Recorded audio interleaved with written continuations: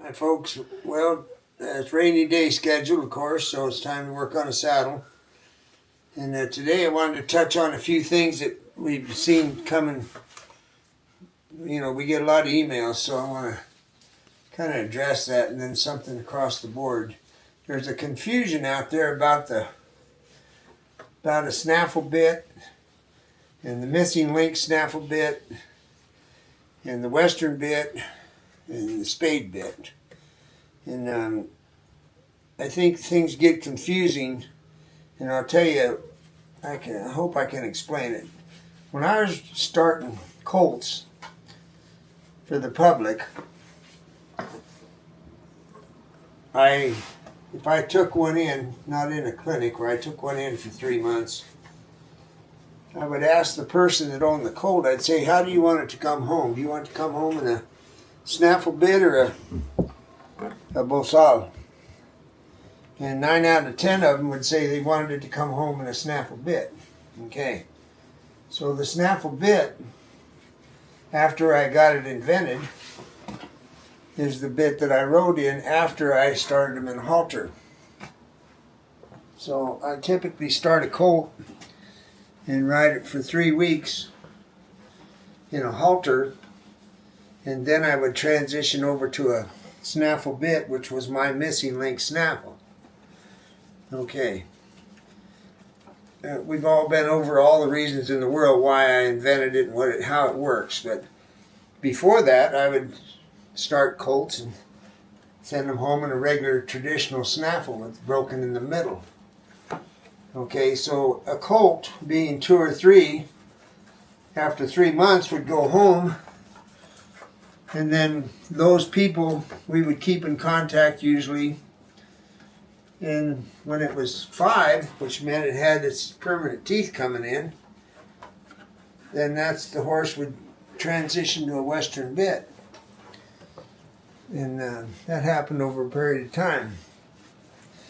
And I used to tell everybody to get the slicer bits, and that started off at $65 over the internet and turned into $200 plus. So anyway, so we come up with the western bit.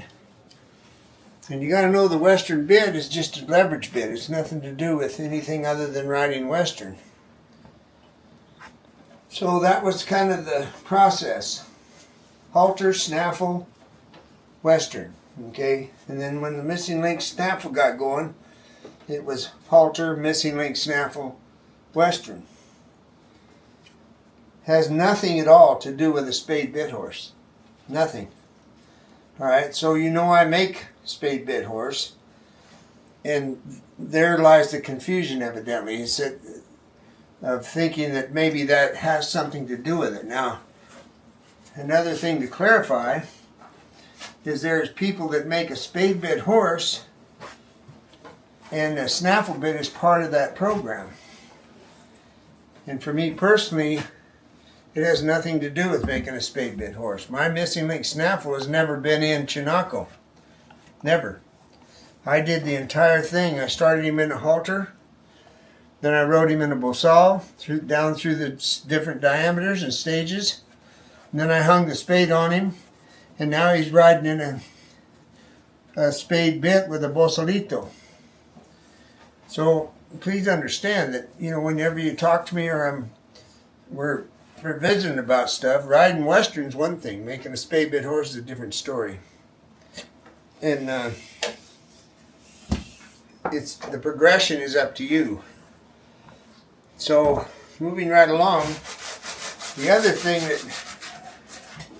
that I've run into and we've seen is western riding in a western bit.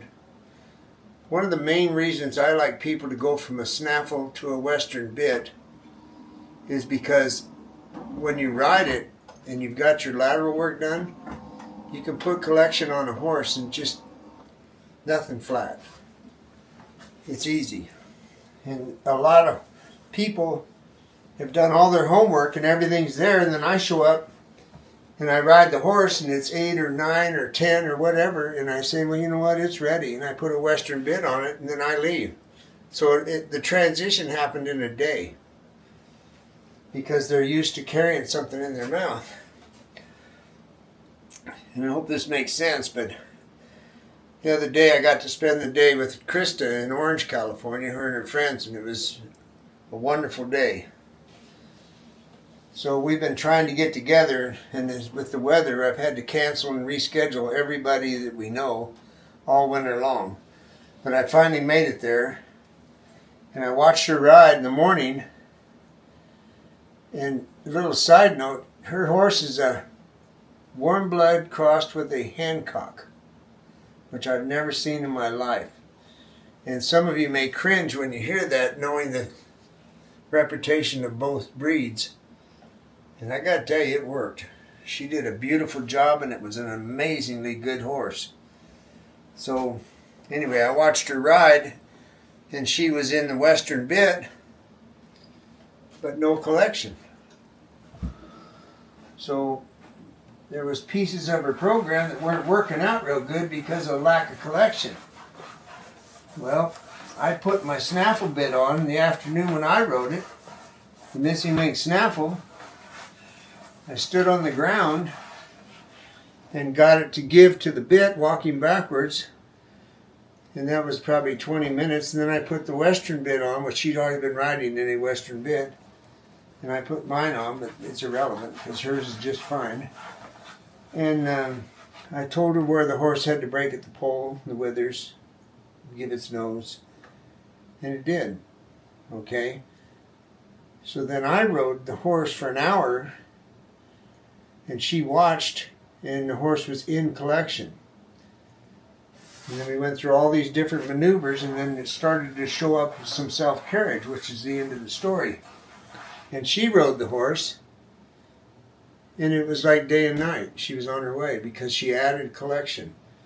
The point of the story being that sometimes I show up and give somebody just a couple little pieces, and that's it. She did a beautiful job, and she has a wonderful horse. So I want to give her credit, but I also want it to be a message to people that if you're going to ride Western and you want your horse to move off your skeleton, as far as I'm concerned, he can't listen to your skeleton unless you've got him in collection, which raises his back. And that's the point on the collection story. And if you don't understand collection, then we've got lots of videos on it. And self-carriage is the very end of the story when they carry themselves in collection. This is like going to court when you use different terms. Well, that's how I see the term self-carriage. A horse carries itself. So anyway, she did a great job, and it was a great day. Now, the other thing I wanted to talk about was that I'm involved with a ranch now that is doing the grass-fed beef.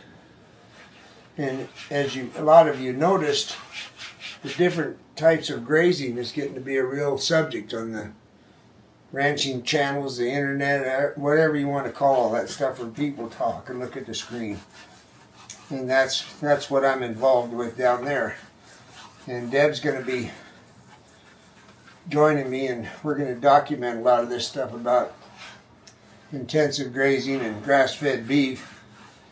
And I'm tied in with a really good outfit, and it's going to be a lot of fun. So coming up after the end of April, probably, there'll be a whole new chapter in our YouTube thing that I'm hoping a lot of people find fun and interesting. Because one of the main reasons I took the job was because Chinaco's 6 and he needs a job. So set up a cow camp, beautiful ranch, and going to start doing the thing that I have the passion for and the education. So stay tuned for that, because I really think you'll enjoy it. So thank you. That it? That's all you got? That's all I got. Oh, do we want to thank our new friend Gabby for the use of this fancy camera that I'm holding right now? Yeah, I'm taking a wild guess that you just said that. So Gabby, thanks a lot. Yeah, this is a new deal that we're hopefully going to take with us to France if I can figure out how to work it really well. Right, so she'll have Gabby in her luggage. But anyway, we've got a new student that's really a player, really good and dedicated, and was kind enough to let us try out this Whatever the hell that thing is, Deb's got it. So I can't as you show it know, to you. there's no conversation with me about it, but Deb seems to like it, so that's all that matters. Well, we'll hopefully be able to use it some more and really enjoy it. It's called an Osmo Pocket 3. Well, why wouldn't So it be? maybe they'll give us a free one. And also, she's going to be videoing Ron, our friend down there by the ranch. They're raising Andalusians, and she's going to make a video of some of the horses if they got something for sale. So you'll be able to see that too for you folks that were asking me about Andalusian horses. So stay tuned. We'll talk to you later. All right. Bye-bye. Bye. Are you talking to me? Uh-huh. Okay.